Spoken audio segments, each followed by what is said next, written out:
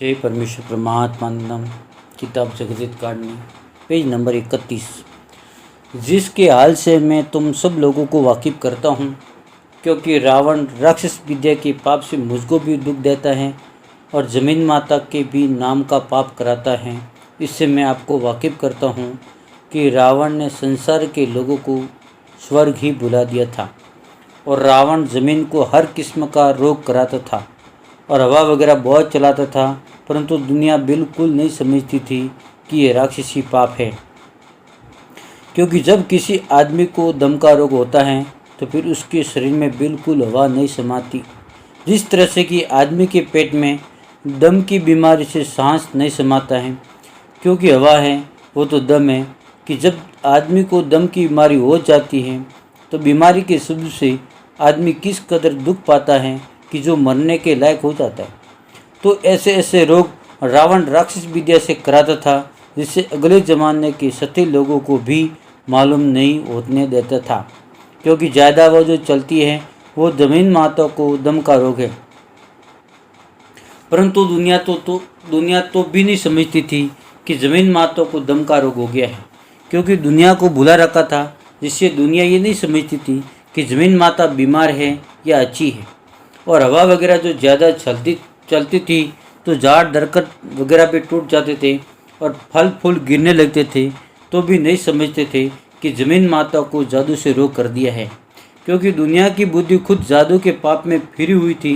ये तो समझते थे कि ज़मीन के पेट में हम सब संसार बसते हैं, परंतु ज़मीन माता की दुख बीमारी से कोई वाकिफ नहीं था, क्योंकि रावण जादू से तरह तरह के रोग करा के धान घास वगैरह का नुकसान कराता था। तो ये समझते कि नहीं मालूम कि ज़मीन को क्या हुआ है। और जब दुनिया ज़मीन माता की बीमारी को नहीं समझती थी तो इससे कहा जाता था कि दुनिया स्वर्ग भूल गई थी और स्वर्ग नाम सुख व आराम का है और ज़मीन के सिवाय दूसरा स्वर्ग कोई नहीं। इसी तरह से रावण ज़मीन माता को दम का रोग कराता था, जिसका हाल अगले ज़माने के सती लोग वेद और शास्त्र में लिख गए हैं कि हमको ये खबर नहीं थी कि हमारी बुद्धि जादू से कैद है या नहीं। सो उसी तरह से इस वक्त में ऐसी ज़्यादा और ज़ोर की आवाज़ चलती है वो ज़मीन माता को दम का रोग है। लेकिन जबकि थोड़ी थोड़ी आवाज़ चलती है, जब ये जानना कि आदमियों को और जानवरों को सुख प्राप्त हुआ है, जब ये जानना कि ज़मीन माता सीधा सांस लेती है और दुनिया ये जो कहती है, पेज नंबर 32, कि रावण सूर्य चंद्रमा को ग्रहण कराता था, सो दुनिया ग्रहण करती थी, परंतु ये नहीं समझते थे कि ज़मीन माता को दर्द होता है। सो ऐसे ऐसे जाल राक्षस विद्या के चलाने वाले अगले सती लोगों को भी मालूम नहीं होने देते थे। सो इसका सबूत वेद और पुराण में लिखा है कि अगले ज़माने के लोग ऐसे भक्त थे कि परमेश्वर का ही भजन करते थे और बुरे कामों से बचते थे, यानी उनके पास होकर के नहीं निकलते थे और अपनी चीज़ को अपनी जानते थे और पराई चीज़ को पराई जानते थे और दया धर्म में रहते थे। सो ऐसे ऐसे सती लोगों को ज़मीन की शरीर की पहचान भुला दी थी। सो इस जमाने में इन सौदागर महाजनों ने अपने इंद्रजाल के पाप से सबकी अक्ल को खराब कर दिया है, जिससे भाई भाई में एका नहीं है, बल्कि ना इत्पाकी का हौसला बढ़ गया है। सो सौदागरन का जाल है। सो जिस तरह से कि दुनिया रावण के राक्षसी पाप को स्वर्ग जानती थी, उसी तरह से अब जमी बनियों के राक्षसी पाप को दुनिया स्वर्ग जानती है, कि जो बनियों ने रावण की तरह से 84 लाख पुंडिया राग लोह की किसी समुद्र के दरमियान में पाप करके संसार की गारत करने के लिए बनाई है। सो जिस तरह से कि तमाम दुनिया रावण के जाल की माला फेरती थी, उसी तरह पर अब इन बनियों के स्वर्ग की माला तमाम दुनिया फेरी है। सो जिस तरह से कि रावण का राक्षसी जाल था, उसी तरह पर इन सौदागरों का राक्षसी जाल है। मगर रावण के ज़माने में तो रावण के राक्षसी पाप को शनिश्वर जी महाराज ने सारे जाल में प्रकट किया था, और वो जात के तेली थे जिसको गरीब शख्स देखकर राक्षस विद्या के पाप में कैद कर दिया था और रावण अपने पाप की खबर नहीं पड़ने देता था। मगर जब के रावण के गुप्ती पाप की खबर पड़ी, जब शनिश्वर जी महाराज ने तमाम राजा बादशाह को और यद वगैरह को वाकिफ किया, तो उन लोगों ने एक दिल होकर रावण के राक्षसी पाप को चढ़ाया। लेकिन अगले ज़माने के लोग ऐसे नेक व सती थे कि उन्होंने उस बात को फौरन कबूल कर लिया और दिल में विचार करके कहने लगे कि अगर हम संसार के लोगों ने एक दिल होकर के इस राक्षसी पाप को ना तजाया तो रावण कुलजान को जरूर गार्द कर देगा। जब कुलजान ने इस बात का ख्याल करके और शनिचर जी के कहने को कबूल करके रावण के राक्षसी पाप को मिटा दिया और शनिचर की मंचा दिली को अपने सर्व आंखों पर रखा और यह बात अर्ज किया कि हम लोगों को रावण ने अपने राक्षसी पाप से अंधों की तरह से कर दिया था। जय परमेश्वर। परमात्मा ने किताब जगत कांड पेज नंबर 33 कि जो जमीन के शरीर की पहचान तक भुला दी थी, परंतु रावण ने शनिश्वर को अपने राक्षसी पाप से दुखी किया था। जब रावण के राक्षसी पाप की खबर पड़ी, अगर से रावण ने अपने राक्षसी पाप से शनिश्वर को ही नहीं कल्पाया होता तो हरगिज रावण का राक्षसी पाप मालूम नहीं होता, मगर शनिश्वर को कल्पाया जब रावण की चोरी संसार में प्रकट हुई। जब तो प्रकट होते ही संसार ने रावण के राक्षसी पाप को चुराया। ग्रज की रावण की तरह से इन सौदागर माजनन का भी राक्षसी पाप हो रहा है, जिसे तमाम जान के लोगों की अकल फिरी हुई है कि अपनी चीज़ को अपनी और पराई चीज़ को पराई नहीं जानते हैं। परंतु इन सौदागर ने रावण की तरह से मुझ गरीब अनूपदास को अपने राक्षसी पाप से कल्पाया है। इससे इन सौदागर का राक्षसी पाप मालूम हुआ है, क्योंकि महाजन रावण की तरह से राक्षसी पाप कर रहे हैं। और जिस तरह से सुनीश्वर जात का तेरी था, उसी तरह से मैं जात का चाकर हूँ। सो मुझ गरीब को इन सौदागर महाजन ने अपने राक्षसी पाप से कल्पाए, और अमीर लोगों को तो मारे डर के समामुख नहीं कल्पाते हैं। लेकिन ये बनिए अपने राक्षसी पाप से गारत तो सबको कर रहे हैं, परंतु अपने राक्षसी पाप से दुखी तो बगैर जबान वालों को और गरीब आदमियों करते हैं। इसलिए मैं गरीब साधु तमाम जान के लोगों को इन बनियों के राक्षसी पाप से वाकिफ करता हूँ कि इन बनियों के अनेक तरह के चल और फ्रेब है। जैसे रावण के अनेक तरह के चल और फ्रेब थे, उसी तरह से इन सौदागरन के भी हैं। सो जिस तरह से कि रावण के वक्त में शनिचर के कहने से तमाम जान ने एक दिल होकर रावण के राक्षसी पाप को छुड़ाया था, उसी तरह अब इन सौदागरन के राक्षसी पाप को भी तमाम जान के लोग एक दिल होकर मुझ साधु के कहने से छुड़ाओ, तो इन बनियों के जाल से सबको सुख प्राप्त होवे।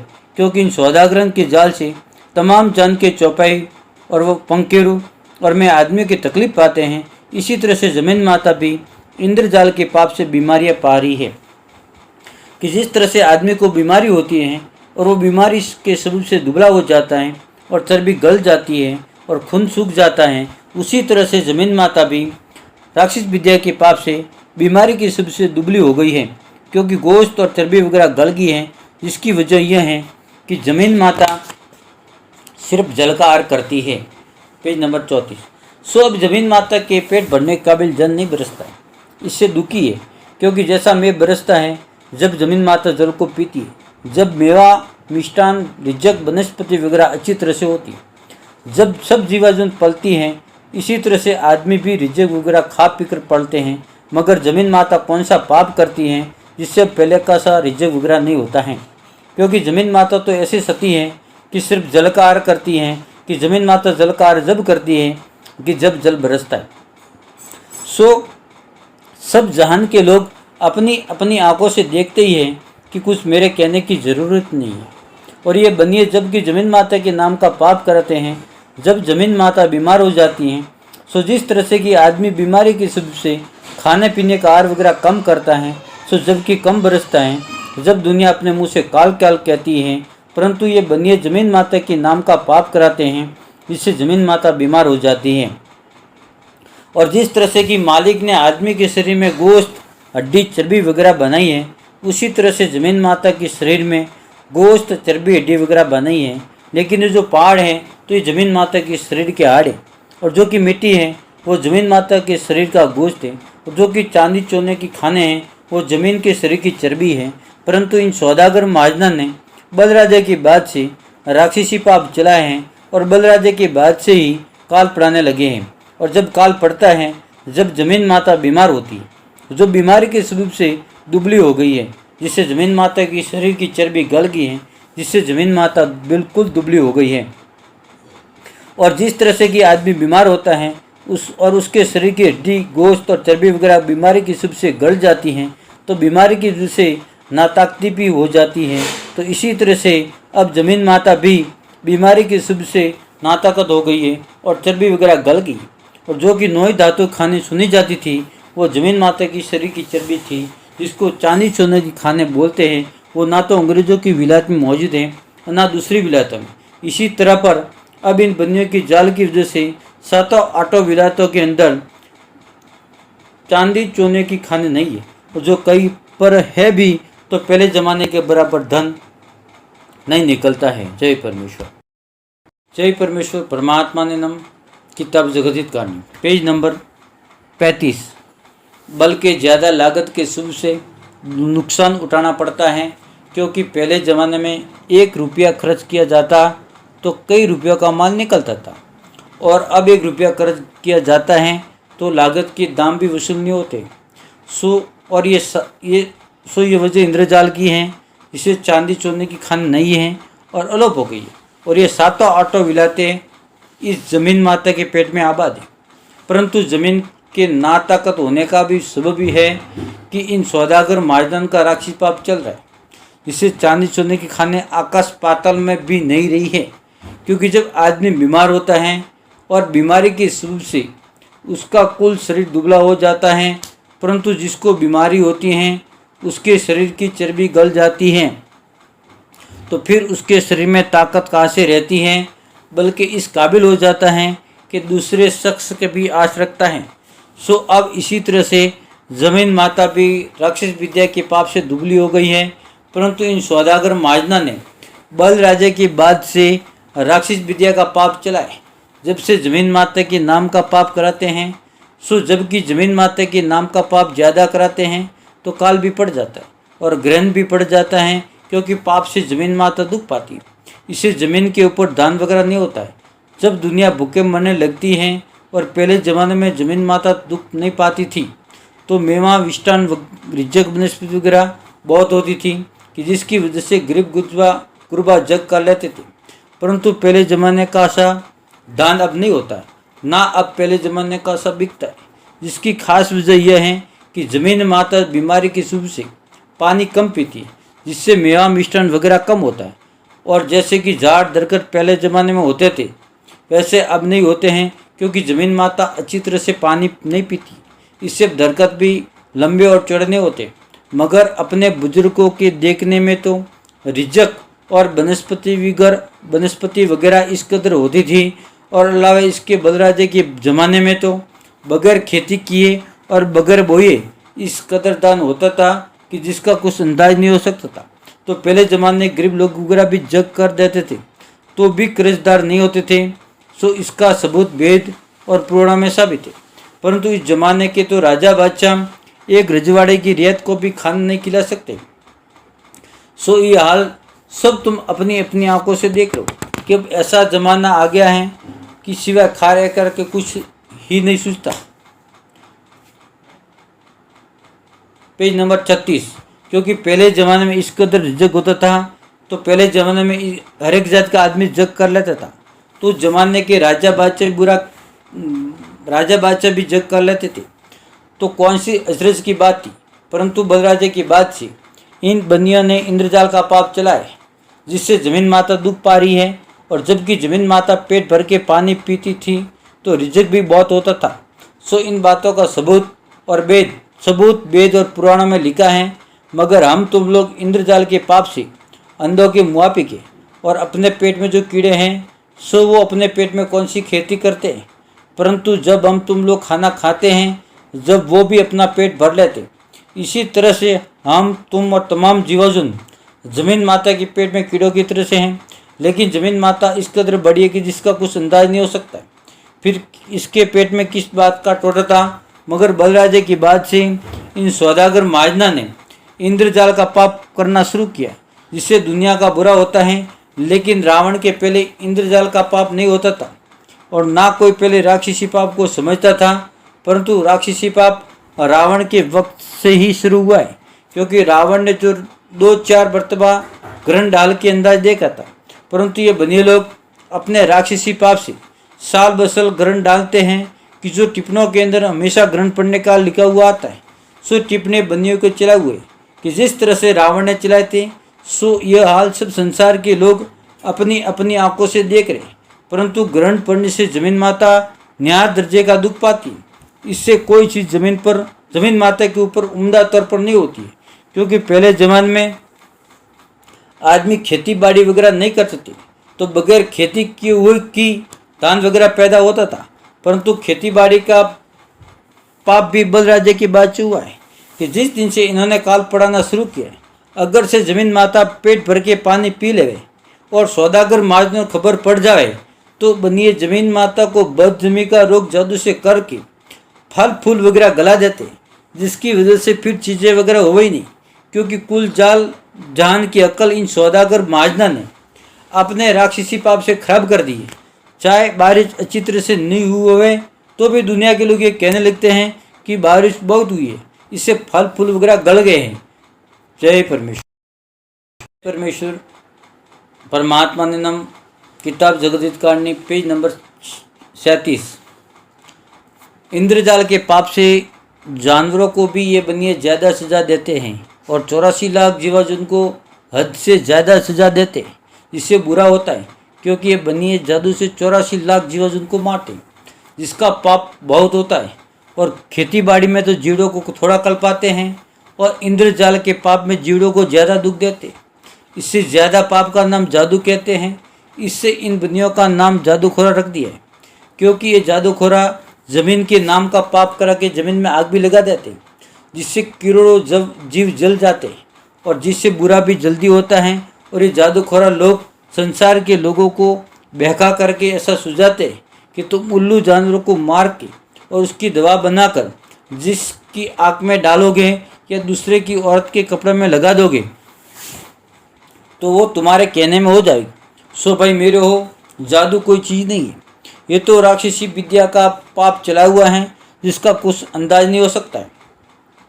अगर से दुनिया इस पाप का हिसाब करे तो इसकी गिनती भी नहीं हो सकती है, क्योंकि राक्षसी पाप बहुत हो रहा है। सो इस बात को ज़रूरी समझना चाहिए कि इन बनियों ने किस तरह के पाप चलाए हैं कि जो कोई भी शब्द ख्याल नहीं करते। कि इन बनियों ने राक्षसी पाप से सबकी अकल खराब कर दी, जिससे दया धर्म ही नहीं जानते, बल्कि संसार के ही हाथों से बहुत पाप करा रहे। और जो कि देवता हुए हैं, सो उन्होंने मालिक की भक्ति की, इससे उनकी समाधि का पूजना तो दुरुस्त है, परंतु समाधि को तो नहीं पूजते और उनकी समाधियों के ऊपर उनके नाम से अपने हाथों से जानवरों को मारते। सो धर्म की पूजन तो नहीं करते हैं और जीवों को मारने लगते हैं।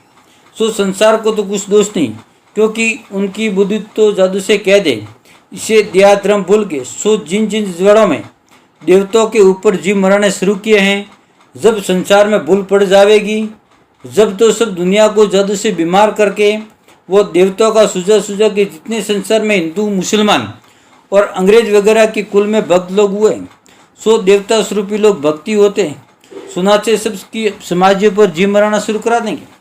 इसी तरह से जैसे कि अब जिन जिन ज्वाड़ों में देवताओं पर जीव मराते हैं और संसार को जादू से खबर भी नहीं पड़ने देंगे, सो ये बनिए पहले तो अपने राक्षसी पाप से संसार के लोगों को बीमार कर देते और फिर ऐसा सुझाव देते हैं कि देवता ने बीमार किया है। Page number 38।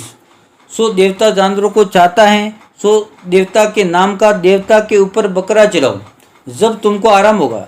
सो वो बीमार आदमी अपनी बीमारी की सूझ से और डर की वजह से अपनी जिंदगी की खातिर चला देते। सो वो तो बनियों के राक्षसी पाप से भूले हुए हैं, जिससे जैसा कि सुझाते वैसा ही वो करने लग जाता है।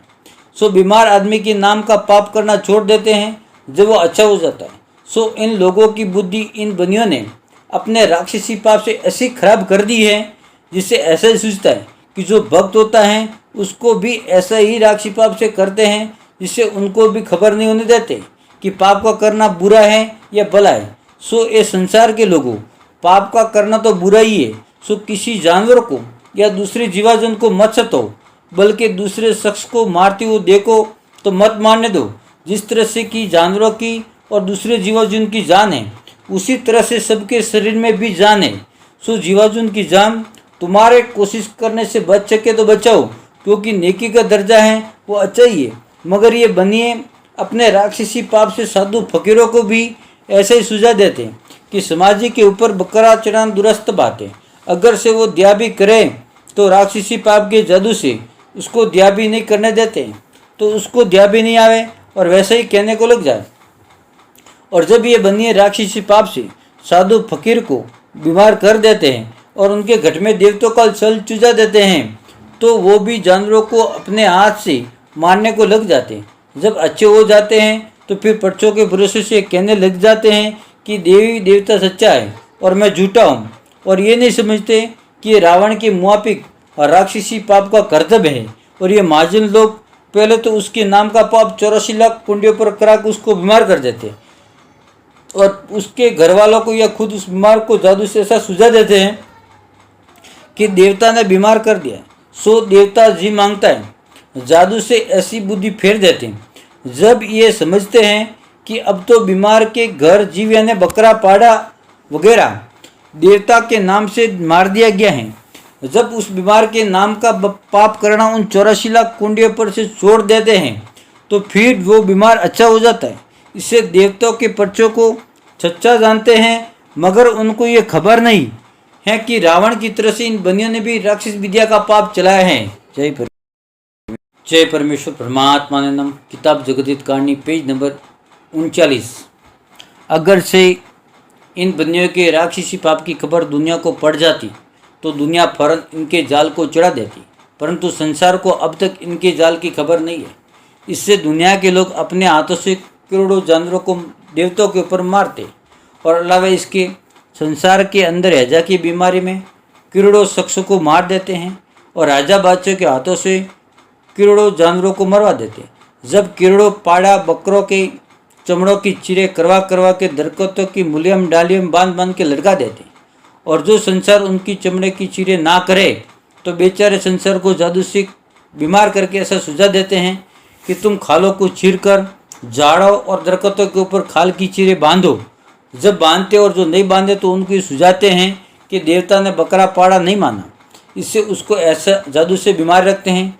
सो जबकि वो चमड़े की चीरें सूख जाती हैं जब दरख्तों को तकलीफ होती है, क्योंकि जिस तरह से अपने शरीर में जान है इसी तरह से इन दरख्तों के अंदर भी जान है, जिससे दरख्त सर सबज रहते।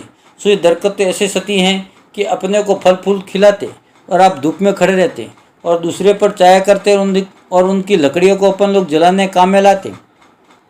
और जो कि वनस्पति है वो तमाम जान के लिए रिजक है, क्योंकि तमाम इससे परवरिश पाते हैं। सो सबको ही मालूम होता है।